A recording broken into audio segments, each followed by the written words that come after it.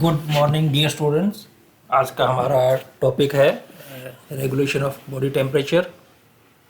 Animals के जो body में एक्टिविटीज़ होती हैं, इनके संचालन के लिए या एग्जीक्यूशन के लिए टेम्परेचर की भी इम्पोर्टेंट रोल होता है। शरीर की फिजियोलॉजी में टेम्परेचर रेगुलेशन भी एक है, जिसमें शरीर का टेम्परेचर निश्चित होना या डेफिनेट होना आवश्यक होता है। जंतुओं में शरीर के तापमान की सीमा 0 डिग्री से 40 डिग्री सेल्सियस तक होती है। तापमान की ये सीमा जंतुओं के पृथ्वी पर डिस्ट्रीब्यूशन व एटमॉस्फेरिक डिफरेंस के कारण होती है। कुछ जंतु जो कोल्ड रीजन्स में रहते हैं वह 0 डिग्री टेम्परेचर पर भी जीवित रहते हैं, जबकि गर्म रीजन्स में, हॉट रीजन्स में रहने वाले जंतु 50 डिग्री सेल्सियस या उससे अधिक ताप को भी टॉलरेट कर जीवित रहते हैं। अर्थ पर पाए जाने वाले जंतुओं में केवल मैमल्स व एवीज ग्रुप के एनिमल्स ही ऐसे हैं जिनका शरीर का तापमान स्टेबल रहता है या कांस्टेंट रहता है तथा ये एटमॉस्फेरिक टेम्परेचर के अनुसार शरीर का टेम्परेचर नहीं बदलता है, जबकि अन्य वर्ग के जंतुओं के शरीर पर का जो तापमान है वो वातावरणीय या एनवायरमेंटल टेम्परेचर के अनुसार बदलता रहता है। मनुष्य के शरीर का तापमान 36 डिग्री से 36 डिग्री सेल्सियस तक होता है, जबकि एवीज वर्ग के बर्ड्स के या पक्षियों के जंतुओं का शारीरिक तापमान 41 डिग्री से 42 डिग्री सेल्सियस तक होता है। सामान्यतः ये देखा गया है कि शाम के समय, इवनिंग के टाइम में शरीर का तापमान सुबह की अपेक्षा अधिक होता है। यदि शरीर का तापमान बढ़ता है तो मेटाबॉलिक रेट भी बढ़ती है तथा इसके साथ ही जो हार्ट की मसल्स होती हैं उनकी कॉन्ट्रैक्टिबिलिटी भी अफेक्ट होती है।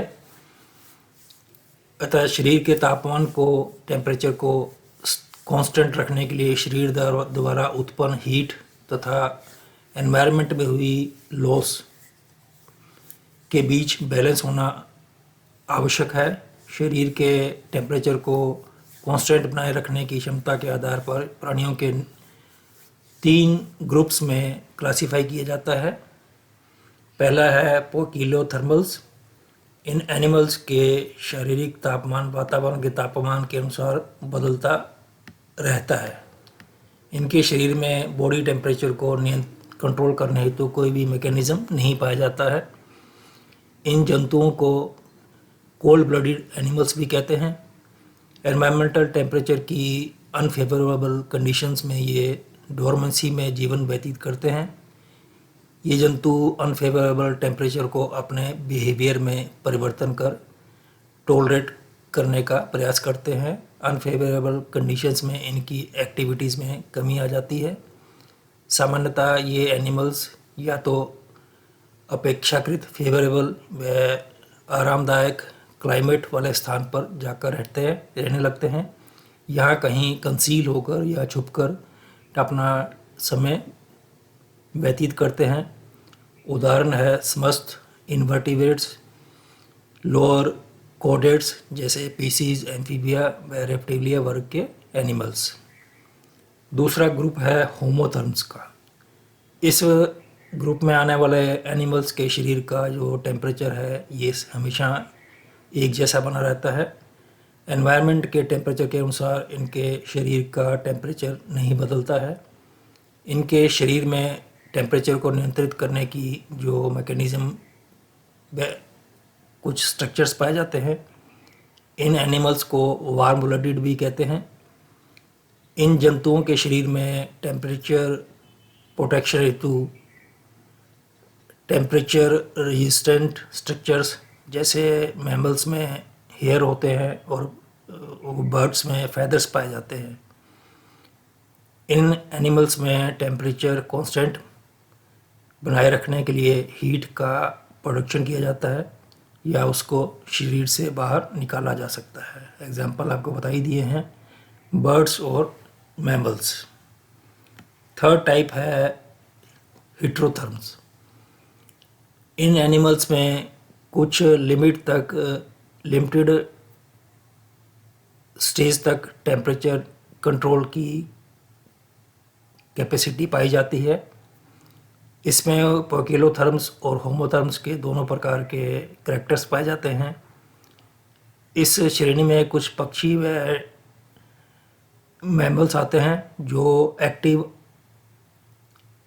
अवस्था में शरीर का टेम्परेचर कांस्टेंट बनाए रखने में सक्षम होते हैं, कैपेबल होते हैं, परंतु इनएक्टिव स्टेट में नहीं होते हैं। इनका जो शरीर का टेम्परेचर है ये अपनी बॉडी की एक्टिविटी के अनुसार बदलता रहता है। एग्जाम्पल है मैमल्स के मोनोट्रीम्स और कुछ मार्सुपियल्स, स्लोथ, बियर आदि।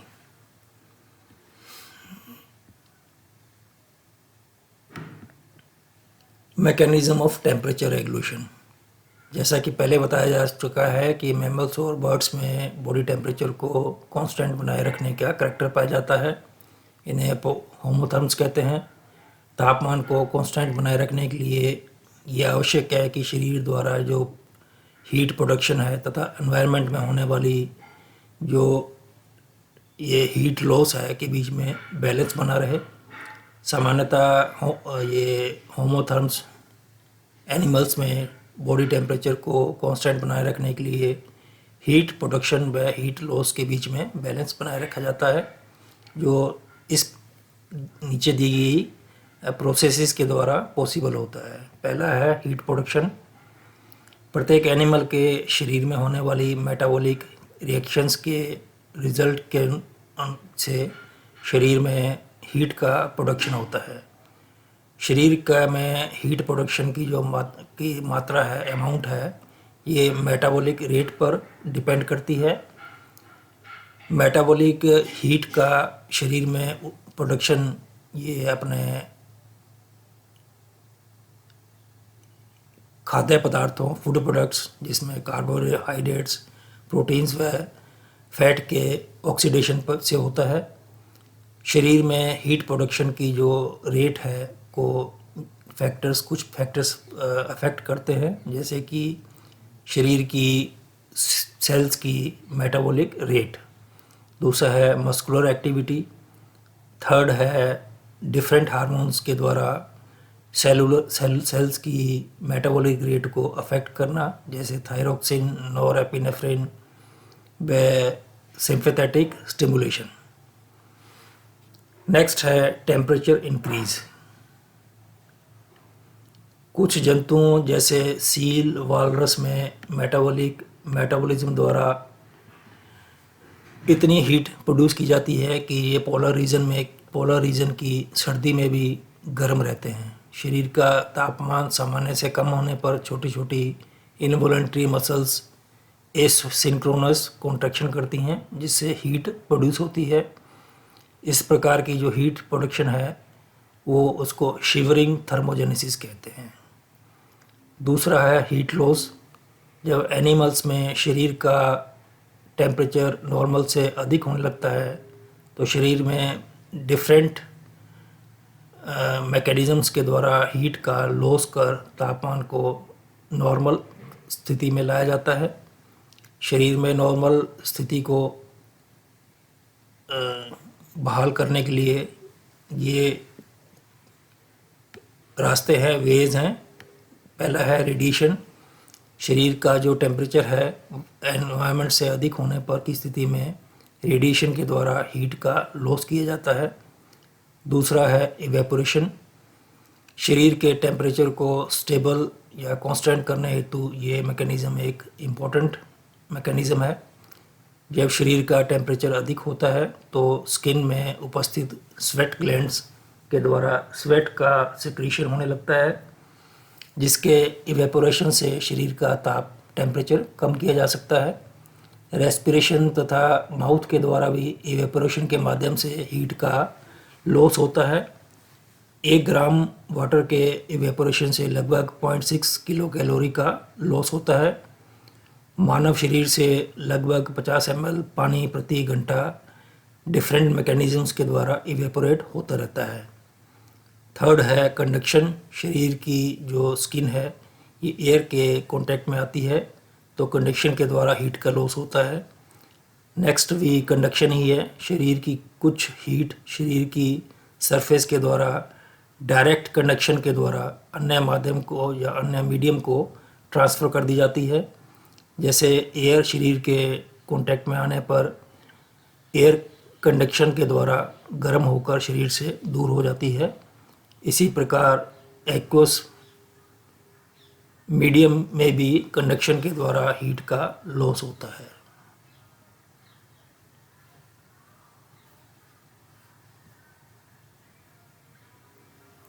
नेक्स्ट है अपने फीसीज और यूरिन के द्वारा भी हीट लॉस होता है। रेस्पिरेशन के समय जो कोल्ड एयर शरीर के अंदर आती है तथा बाहर जो एक्सपायरेशन के द्वारा वायु का टेम्परेचर है शरीर के तापमान के अनुसार होता है। इस प्रकार कुछ हीट हम एक्सपायरेशन के दौरान बाहर निकलने वाली एयर के साथ भी होता है। थर्ड आता है हीट कंजर्वेशन। जंतुओं के शरीर में आवश्यकता से अधिक हीट लॉस को रोकने के लिए ये उपाय पाए जाते हैं। पहला है हीट इंसुलेशन। मैमल्स में या बर्ड्स में हीट लॉस के कंजर्वेशन के लिए हेयर्स फैदर्स पाए जाते हैं। ये जो स्ट्रक्चर्स हैं ये शरीर पर एक हीट इंसुलेशन का कार्य करती हैं।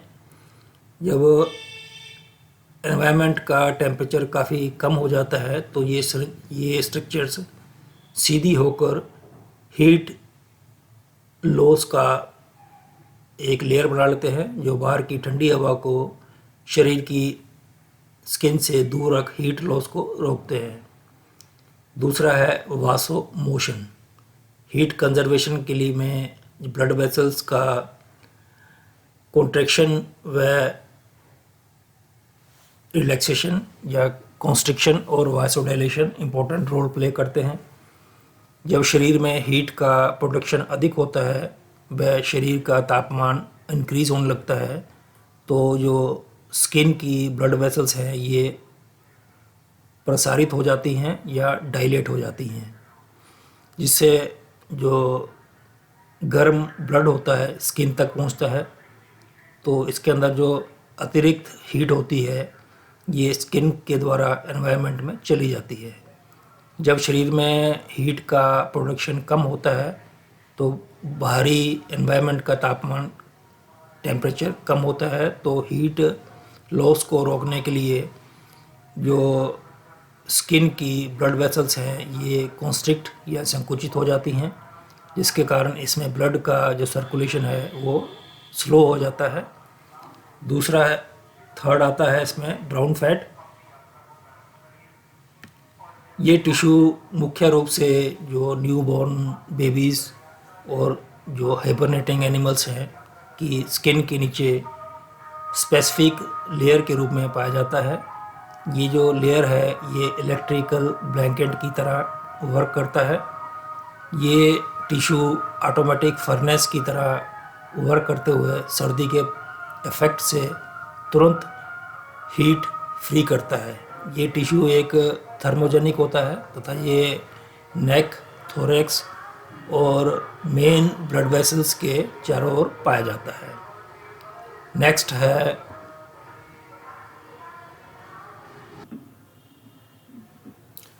आता है काउंटर करंट हीट एक्सचेंज। जो एक्सट्रीमली कोल्ड रीजन्स होते हैं उसमें जो होमोथर्म्स एनिमल्स के सिर व हेड व ये फीट है से ज़्यादा हीट का लॉस होता है। इन एनिमल्स में हीट लॉस को कंट्रोल करने के लिए counter current heat exchange mechanism पाया जाता है। इस मैकेनिज़्म में जो आर्टरीज़ हैं और वेन्स हैं एक दूसरे के पास अरेंज्ड होती हैं, जिससे आर्टरीज़ के द्वारा एक्सटर्नल सरफेस की ओर जाने वाला जो ब्लड है वो एक्सटर्नल सरफेस की तरफ से आने वाली वेन्स में बहने वाले कोल्ड ब्लड के कारण ठंडा हो जाता है तथा वेन्स में आने वाला जो ब्लड है ये आर्टरीज़ के कांटेक्ट में आने से गर्म हो जाता है। इस तरह जो एक्सटर्नल सरफेस की ओर जाने वाले ब्लड का जो टेम्परेचर है लगभग एक्सटर्नल टेम्परेचर के एनवायरनमेंट के बराबर हो जाता है, वह हीट का लॉस कम हो जाता है। इसी प्रकार सरफेस की तरफ से आने वाला ब्लड गर्म होकर हीट लॉस को रोकता है तथा हार्ट तक पहुंचते गर्म होकर सामान्य टेम्परेचर तक प्राप्त कर हीट कंजर्वेशन में हेल्प करता है। Temperature regulation bye hypothalamus. Hypothalamus में बॉडी टेम्परेचर को कंट्रोल करने हेतु टेम्परेचर कंट्रोल सेंटर पाया जाता है। इस सेंटर के जो एंटीरियर भाग या अगर भाग की जो नर्व सेल्स हैं ये अधिक टेम्परेचर के प्रति रिस्पॉन्स करती हैं, जबकि इसके अंदर के पोस्टीरियर भाग या पश्च भाग की नर्व सेल्स लो टेम्परेचर के प्रति रिस्पॉन्स प्रदर्शित करती हैं। जब शरीर को अधिक ऊष्मा हीट की आवश्यकता होती है अर्थात ठंड लग रही हो तो पोस्टीरियर भाग की ये नर्व सेल्स स्टिमुलेट होकर नर्व इम्पल्स प्रोड्यूस करती हैं जो नर्व्स के द्वारा पेशियों तक पहुंचता है, मसल्स तक। पेशियां इम्पल्स से स्टिमुलेट होकर कॉन्ट्रैक्शन एवं शिवरिंग प्रारंभ करती हैं जिससे अधिक हीट का प्रोडक्शन होता है। बॉडी में हेयर्स को स्ट्रेट करके या खड़ा करके करने का काम भी इसी सेंटर की ये पोस्टीरियर पार्ट की नर्व सेल्स ही करती हैं। ये स्ट्रेट हुए हेयर्स के बीच में जो एयर है ये ट्रैप हो जाती है जिससे कि ये जो एयर है बैड कंडक्टर का काम कर हीट लॉस को रोकती है तथा टेम्परेचर रेजिस्टेंट लेयर बनाती है। इसी प्रकार जो गर्मी के समय जब शरीर का ताप बढ़ जाता है तो टेम्परेचर कम रखना होता है तो हाइपोथैलेमस के टेम्परेचर कंट्रोल सेंटर के एंटीरियर भाग की जो नर्व सेल्स हैं ये स्टिमुलेट होकर स्किन में उपस्थित स्वेट ग्लैंड्स तक इम्पल्स प्रसारित करती हैं या वहाँ तक इम्पल्स को कंडक्ट करती हैं जिससे कि स्वेट का सिक्रीशन बढ़ जाता है। वह परस्पायरेशन या पसीना आने की प्रोसेस होती है। स्वेट जो होता है पसीना होता है बाहरी एक्सटर्नल सरफेस पर आकर जो एक्स्ट्रा हीट होती है उसका लॉस कर ठंडक देता है, कूलिंग इफेक्ट। इस प्रकार हाइपोथैलेमस एक थर्मोस्टेट की तरह कार्य करता है जैसा कि हमारे रेफ्रिजरेटर्स वगैरह में होता है थर्मोस्टेट टेम्परेचर कांस्टेंट रखने के लिए और शरीर के टेम्परेचर को कंट्रोल करता है। हाइपोथैलेमस इम्पल्स कंडक्शन के अतिरिक्त थायराइड व एड्रिनल एंडोक्राइन ग्लैंड्स को भी प्रभावित करता है। ठंड से स्टिमुलेट होकर हाइपोथैलेमस एड्रिनल ग्लैंड से एड्रिनल हार्मोन्स के सिक्रीशन को प्रेरित करता है। एड्रिनलिन हार्मोन एडिपोज टिश्यू में संचित फैट के ऑक्सीकरण को बढ़ाता है जिसमें रक्त की